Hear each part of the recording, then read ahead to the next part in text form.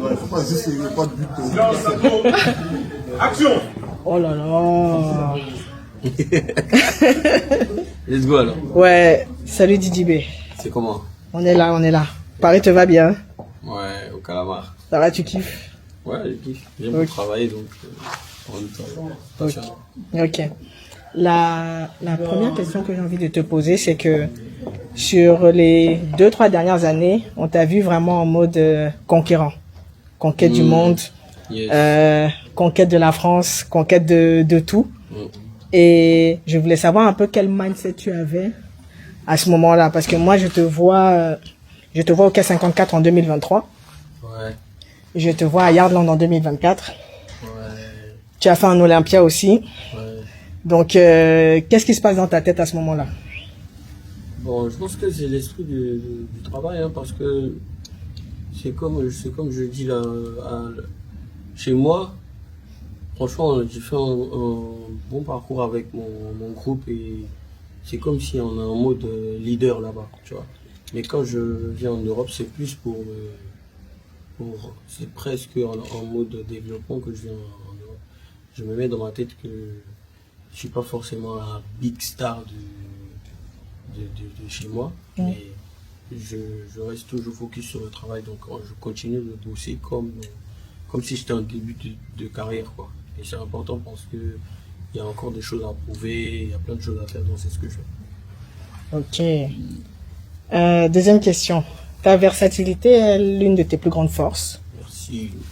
À quel point c'est important pour toi d'être versatile? Oh, c'est pas comme si j'ai essayé d'être versatile, hein. Donc faut pas que je dise ça et puis ça va donner envie à mes petits frères d'être forcément versatiles. C'est pas la seule voie, tu vois. C'est juste parce que je sais m'adapter, donc c'est un de mes atouts. C'est mon truc à moi, mais c'est pas la seule force, quoi. C'est pas la seule voie à adopter, tu vois.